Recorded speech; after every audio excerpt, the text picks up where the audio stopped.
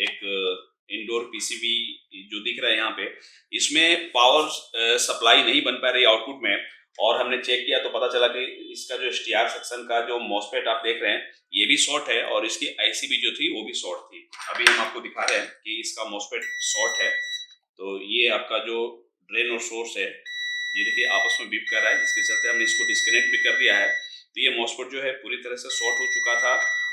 Hi friends, Multitech के YouTube channel में आप सभी का फिर से एक बार स्वागत है।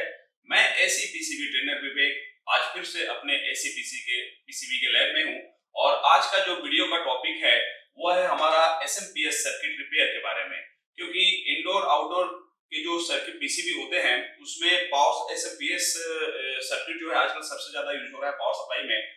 और अगर हमारे पास डेड पीसीबी आता है तो उसमें ये मान के चलिए कि 50 से 60% जो प्रॉब्लम आता है डेड पीसीबी में जिसमें सप्लाई नहीं बनती है वो हमारा एसएमपीएस से रिलेटेड ही होता है।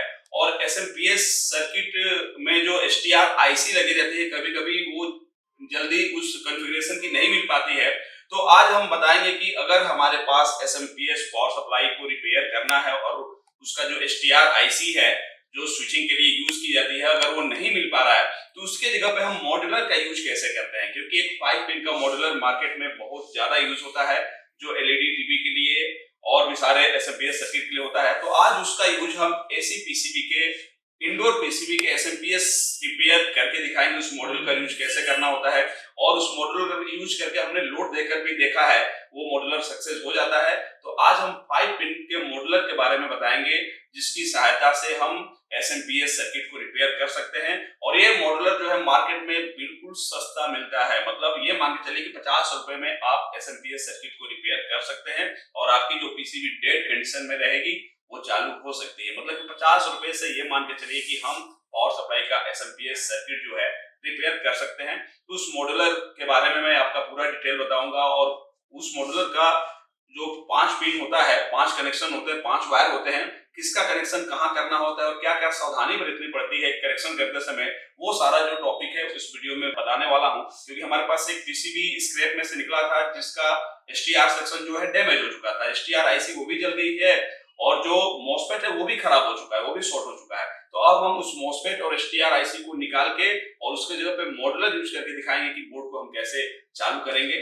तो आते हैं। तो फ्रेंड्स हमारे यहाँ पर आप देख रहे हैं जैसा कि एक इंडोर पीसीबी जो दिख रहा है यहाँ पे, इसमें पावर सप्लाई नहीं बन पा रही आउटपुट में। और हमने चेक किया तो पता चला कि इसका जो एसटीआर सेक्शन का जो मॉसफेट आप देख रहे हैं ये भी शॉर्ट है और इसकी आईसी भी जो थी वो भी शॉर्ट थी। अभी हम आपको दिखा रहे हैं कि इसका मॉसफेट शॉर्ट है। तो ये आपका जो ड्रेन और सोर्स है ये देखिए आपस में बीप कर रहा है, जिसके चलते हमने इसको डिस्कनेक्ट भी कर दिया है। तो ये मॉसफेट जो है पूरी तरह से शॉर्ट हो चुका था और इसको ड्राइव करने के लिए जो 6 पिन की आईसी लगी रहती है, जो 6 पिन की आईसी यहाँ पर लगी होती है, जैसा कि आप यहाँ पे देख सकते हैं 6 पिन की आईसी लगी हुई थी जो भी शॉर्ट थी। तो हमने क्या कर दिया, यहाँ से निकाल दिया इसको। अब ये जो आईसी है मान लीजिए हमें मार्केट में जल्दी से नहीं मिल पा रही है तो हम इसके जगह पे मॉसफेट और इस आईसी की जगह पे मार्केट में एक एसटीआर मॉड्यूल्स यूज होता है 5 पिन का, वो हम यूज करके इस एसटीआर सेक्शन को मतलब एसएमपीएस सेक्शन को हम रिपेयर कर सकते हैं। और वो जो एसटीआर मॉड्यूल्स है वो आपका ऐसे मिलता है 5 पिन का, जैसा कि आप देख रहे हैं स्क्रीन पर। ये मेरे हाथ में ये 3 मॉड्यूल्स एक ही साथ हैं, इसको हम अलग भी कर सकते हैं। तो इस तरीके से हमने एक अलग कर दिया और इस मॉड्यूल्स में हमारा पूरा एसटीआर सेक्शन है, मतलब मॉसफेट और उसकी ड्राइवर आईसी जो है इसी में आपका इनबिल्ट है। और यहाँ से ध्यान से देखेंगे तो 5 वायर इसमें से निकले हुए हैं, जिसमें एक वायर का कलर जो है येलो, दूसरे वायर का कलर ब्लैक, तीसरे का रेड और चौथा वायर जो है वो व्हाइट कलर का है और 5वां जो वायर है वो हमारा ग्रीन कलर का है। तो इस एसटीआर मॉड्यूल्स का यूज करके हम इसके जो एसएमपीएस सर्किट जो डैमेज है उसको हम रिपेयर कर सकते हैं। अगर हमारे पास आईसी नहीं मिल पा रही है तो इसका यूज करके हम कर सकते हैं। ये मार्केट में आपको 50 रुपए में भी मिल जाएगा। तो 50 रुपए से हम डेड एसी पीसीबी को रिपेयर करके आपको दिखाएंगे और इस मॉड्यूल्स का यूज हमें कौन सा वायर का यूज कहाँ किस जगह पे करना है, इसको ध्यान रखना बहुत ही जरूरी होता है। तो पहले हम इसका पूरे कनेक्शन का जो ग्राफ है वो मैं आपको पहले स्मार्ट बोर्ड पे बता दे रहा हूँ कि कौन सा वायर कहाँ लगाना होता है, और फिर हम एक बार इसमें लगा के उसके बाद बोर्ड को चालू करके देखेंगे कि हमारा बोर्ड ऑन हो रहा है कि नहीं, और 5 वोल्ट 12 वोल्ट जहाँ बनना चाहिए वो बन रहा है कि नहीं, 15 वोल्ट भी सेक्शन में बनता है तो वो भी बन रहा है कि नहीं, वो हम मॉड्यूल्स का यूज करने के बाद देखेंगे वीडियो के लास्ट में। तो चलिए पहले हम ये देख लेते हैं कि ये जो मॉड्यूल्स है हमारा, इसका कनेक्शन हम किस जगह पे और कैसे करेंगे, इसको देखने के लिए आते हैं स्मार्ट बोर्ड पे। तो फ्रेंड्स, वीडियो में मैं बताने जा रहा हूँ कि जो हमारा 5 वायर का जो STR है, इसका जो पांचों वायर का कनेक्शन हमें कहाँ करना होता है, क्या किसी वायर को NC भी छोड़ना पड़ता है, तो वो सारा चीज जो है मैं ग्राफ के थ्रू आपको समझाने जा रहा हूँ। और डिस्क्रिप्शन में इसका जो मॉडल नंबर है वो मैं डाल दूंगा वीडियो के डिस्क्रिप्शन में, आपको मिल भी जाएगा या आप लोगों को पता भी होगा। लेकिन ये हमारे AC PCB के SMPS सर्किट में भी काम कर जाते हैं, बहुत बढ़िया काम कर जाते हैं। तो SMPS को रिपेयर करना बहुत ही आसान हो जाता है अगर हमें स्विचर IC या STR IC नहीं मिल पा रही है, तो उस समय हम इसका यूज करके अपने PCB को ऑन कर सकते हैं। तो वही चीज मैं ऑन करके दिखाऊंगा आपको, लेकिन उससे पहले कनेक्शन कहाँ करना है, कैसे करना है, उसको सावधानी से समझना पड़ेगा हमें। तो आते हैं हम एक बार डायग्राम से समझते हैं। जैसे कि SMPS सर्किट के बारे में थोड़ा सा मैं बता दूं कि हमारा ब्रिज रेक्टिफायर डायोड के बाद जो मेन फिल्टर कैपेसिटर लगा है जहां पर 300-310 वोल्ट बन जाता है, वही पॉजिटिव सप्लाई जो होती है वो हमारे ट्रांसफार्मर के प्राइमरी कॉइल के पहले टर्मिनल पे दी जाती है। ट्रांसफार्मर का जो प्राइमरी कॉइल है जिसका पहला टर्मिनल T1 उस पे दी जाती है, और दूसरे टर्मिनल पे हमारा स्विचिंग होता है। मतलब अगर STR IC लगी हो या MOSFET लगा हो तो उसका ड्रेन हमारा T2 से कनेक्टेड रहता है। लेकिन यहाँ पर STR IC हो या MOSFET वाला अगर सर्किट बनाया गया है तो हमें क्या करना है कि MOSFET अगर खराब हो गया वो सर्किट, तो MOSFET को और STR IC को हमें बोर्ड से बाहर निकाल देना है, और बोर्ड से बाहर निकालने के बाद उस जगह पे हमें इस मॉड्यूल का यूज करना है। लेकिन कौन सा कनेक्शन कहाँ करना है इसको मैं बताने जा रहा हूँ, तो ध्यान से देखिए। बहुत ही बढ़िया चीज है, आप इससे कोई भी SMPS रिपेयर कर सकते हैं आसानी से। तो आते हैं इस मॉड्यूल को जब हम सीधा रखेंगे तो इसमें सबसे पहला जो वायर आपको दिखेगा वो रहेगा आपका येलो वाला वायर। येलो वायर रहेगा, उस पर ब्लैक, रेड, व्हाइट और ग्रीन। आपको सबसे पहले क्या करना है कि जो आपका ग्रीन वायर है उस वायर को मेन फिल्टर कैपेसिटर के पॉजिटिव वाले टर्मिनल से जोड़ देना है। ग्रीन वायर को मेन फिल्टर कैपेसिटर के पॉजिटिव वाला जो टर्मिनल है उस पे आपको कनेक्ट कर देना है, और उसमें ब्लैक वायर को मेन फिल्टर कैपेसिटर के ग्राउंड वाले टर्मिनल से कनेक्ट कर देना। ग्राउंड ऐसे कहीं भी कनेक्ट कर सकते हैं, लेकिन आसानी से करने के लिए ग्रीन वायर को मेन फिल्टर कैपेसिटर के पॉजिटिव वाले टर्मिनल से कनेक्ट कर देना है, और ब्लैक वायर को मेन फिल्टर कैपेसिटर के ग्राउंड वाले टर्मिनल से कनेक्ट कर देना है। उसके बाद हमारा जो PWM की सप्लाई जो इस स्विचर IC से निकलेगी उसको हमें कहाँ देना है, T2 वाले टर्मिनल पे। मतलब प्राइमरी ट्रांसकॉइल का जो दूसरा टर्मिनल है वहीं पे हमें PWM की सप्लाई देनी है, और वो STR IC से ही निकलेगा, लेकिन किस वायर के थ्रू देनी है तो उसमें आपको यूज करना है येलो कलर का वायर। येलो कलर के वायर को आपको कहाँ दे देना है, तो प्राइमरी ट्रांसफार्मर का जो दूसरा टर्मिनल होता है जहां पर PWM की सप्लाई आती है वहीं पर आपको येलो वाले वायर को कनेक्ट कर देना है। IC यहीं से PWM की सप्लाई आपके T2 टर्मिनल पे देगी, जिससे यहाँ पर स्विचिंग होगा और यहाँ मैग्नेटिक फील्ड बनना स्टार्ट हो जाएगा। लेकिन जैसे ही मैग्नेटिक फील्ड बनेगा, आउटपुट वोल्टेज को फिक्स रखने के लिए एक फीडबैक भी आता है। अगर फीडबैक STR सेक्शन को नहीं मिलेगा तो आउटपुट वोल्टेज हमारा स्टेबल नहीं रहेगा या कम बनेगा। तो उसके लिए भी क्या करना है हमें कि ऑप्टो कपलर जो फीडबैक के लिए लगा रहता है उसमें हमें 4 नंबर, ये 4 नंबर का जो कनेक्शन आप देख रहे हैं इसमें हमें जोड़ना है व्हाइट वाले कलर को। व्हाइट वाला जो वायर है, व्हाइट कलर का जो वायर है ये फीडबैक के लिए यूज किया जाता है। तो इसको हमें देना है किस पे, ऑप्टो कपलर जो प्राइमरी साइड में रहेगा उसके 4 नंबर वाले टर्मिनल पे।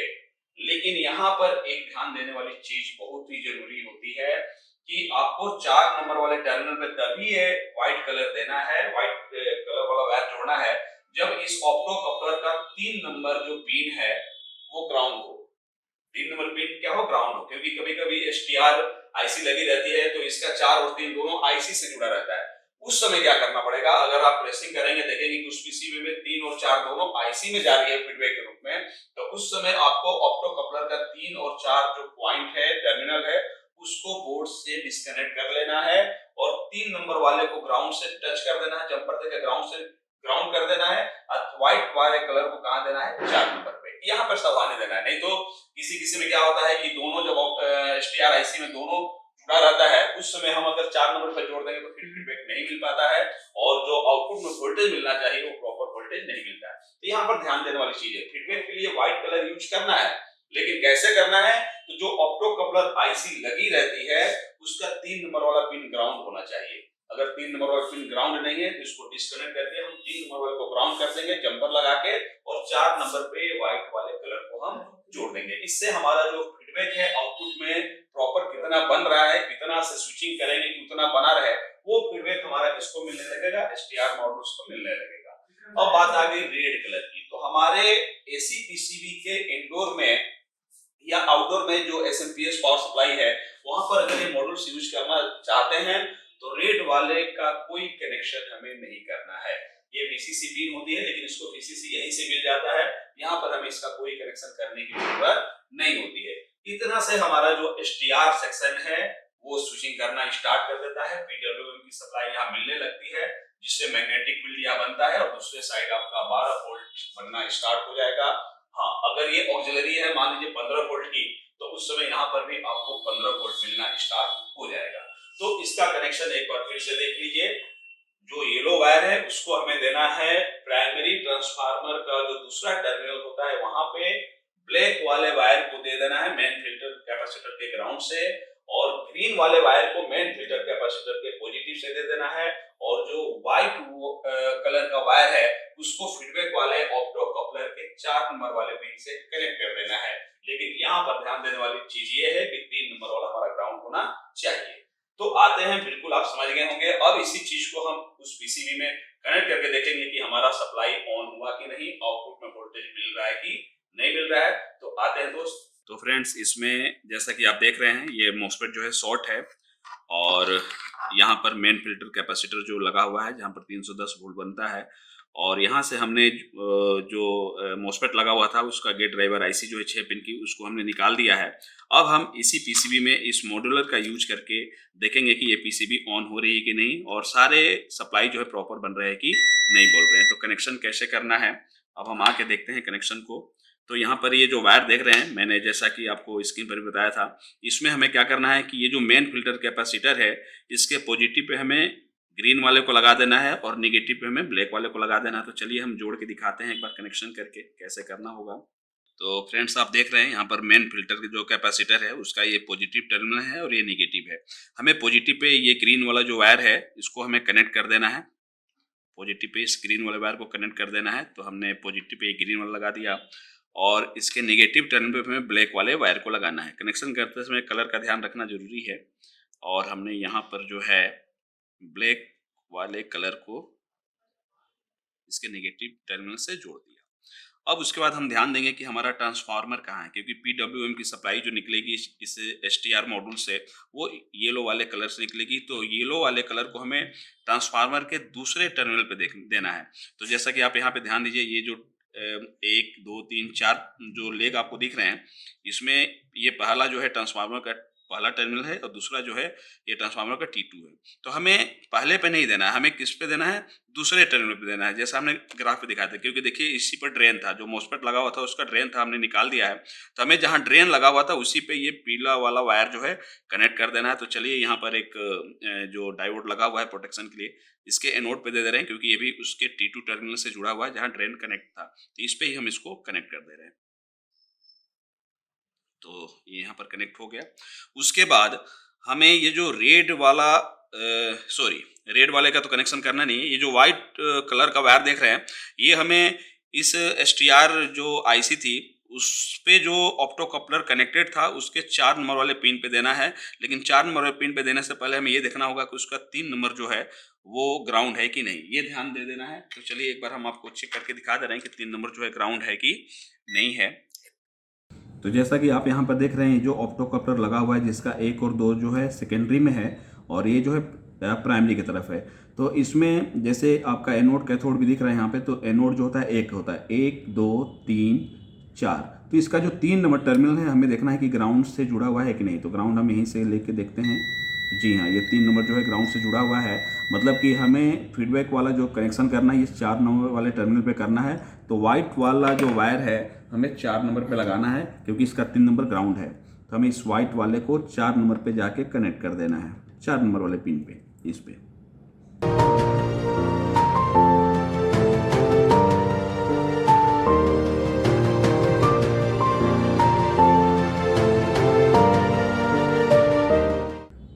तो इस तरीके से हमें 4 नंबर पे इसको जोड़ देना है। ये वायर का थोड़ा सा ये है, उससे कोई ये नहीं, बस हमें देखना है कि 4 नंबर जुड़ा है कि नहीं जुड़ा है। तो इस तरीके से हमने इसको 4 नंबर पॉइंट पे जोड़ दिया है। अब फिर ध्यान से देखिए हमने क्या किया कनेक्शन की। ये मेन फिल्टर जो कैपेसिटर है इसके पॉजिटिव पे ग्रीन वायर को जोड़ा, इसके नेगेटिव ग्राउंड पे हमने ब्लैक को जोड़ा, और PWM की सप्लाई जहाँ दी जाती है, जहाँ मॉसफेट का ड्रेन लगा हुआ था वहाँ पे हमने येलो को कनेक्ट कर दिया। और फीडबैक के लिए जो ऑप्टो कपलर IC लगी रहती है उसका 3 नंबर ग्राउंड था, तो 4 नंबर वाले पे व्हाइट कलर को हमने जोड़ दिया। और हमें इस रेड वायर कलर का कोई यूज नहीं करना है। अब हम सप्लाई देके देखेंगे कि PCB ऑन हो रही है कि नहीं। इसके 5 वोल्ट 12 वोल्ट और जो 15 वोल्ट बनते हैं वो प्रॉपर बन रहे हैं कि नहीं बन रहे हैं। तो चलिए PCB में सप्लाई देकर चेक करते हैं इसको। तो ये जो कॉमन वाला कनेक्टर होता है पावर रिले का, यहाँ पर हमने एक AC की सप्लाई दे देनी है। और न्यूट्रल के लिए जो थिम्बल 2 दिख रहे हैं इस पर हमें न्यूट्रल की सप्लाई यहाँ पे दे देनी है। और उसके बाद PCB को ऑन करके देखेंगे हम। तो यहाँ पर मॉड्यूल को थोड़ा सा सेफ्टी जगह पर रखेंगे कि नीचे टच ना हो। और इसका यूज करते समय हम इसको टेप करके कवर भी कर सकते हैं। तो इसको अभी ऐसा रखना है कि ये बॉडी में टच ना हो, नहीं तो हम डबल टेप लगा के इसको कहीं फिक्स भी कर देंगे। लेकिन पहले चेक कर लें कि ये मॉड्यूलर काम कर रहा है कि नहीं कर रहा है। तो चलिए सप्लाई देते हैं बोर्ड में और उसके बाद देखते हैं कि PCB ऑन हो रही है कि नहीं हो रही है। देखिए हमने सप्लाई दे दिया और आप आवाज़ भी सुने होंगे, मतलब ये जो PCB है वो इस मॉड्यूलर से ऑन हो गई।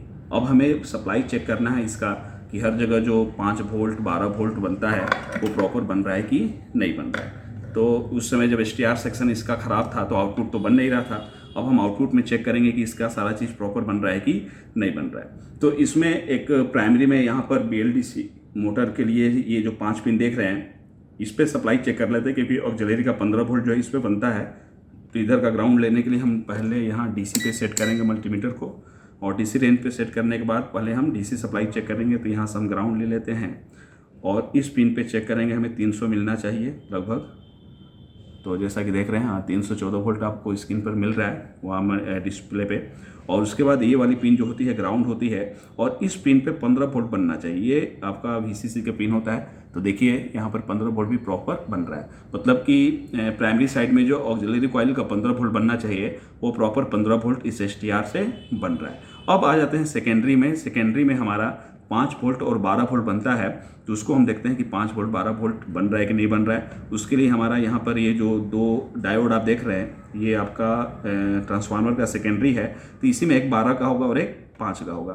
तो चलिए इस PCB हम ग्राउंड कहीं से ले लेते हैं। तो यहाँ पर लिखा भी है ग्राउंड, यहाँ से हमने ले लिया ग्राउंड, और इसी डायोड पे चेक करते हैं कि 5 वोल्ट 12 वोल्ट बन रहा है कि नहीं बन रहा है। तो एक बार हमने यहाँ रखे तो देखिए ये 12 प्रॉपर बन रहा है, 12 वोल्ट भी बन रहा है। और यहाँ ये 5 वाला होगा तो यहाँ पर हम चेक करेंगे तो जी हाँ प्रॉपर 5 वोल्ट भी बन रहा है। मतलब कि ये STR जो है प्रॉपर 12 और 5 भी बन रहा है, और हमने 15 भी चेक किया वो भी हमारा बन रहा है। मतलब कि SMPS को हम 50 रुपये से रिपेयर करके PCB को ऑन कर सकते हैं। तो हमारे पास सबसे ज़्यादा जो प्रॉब्लम आता है वो SMPS का ही आता है। तो इस मॉड्यूलर का यूज करके हम SMPS को आसानी से रिपेयर कर सकते हैं। तो फ्रेंड्स इस वीडियो में हमने देखा कि कैसे STR मॉड्यूल्स का यूज करके हम SMPS को मात्र 50 रुपए से कम पैसे में भी आसानी से रिपेयर कर सकते हैं। ऐसे ही जानकारी के लिए वीडियो को देखते रहिए और कमेंट लाइक जरूर करिए, ताकि हमें उससे एनर्जी मिलती है और जिससे उत्साहित होकर हम लोग अगला जो वीडियो है आपके प्यार को पाकर तुरंत लाने की कोशिश करते हैं। तो मिलते हैं अगले वीडियो में, तब तक के लिए धन्यवाद।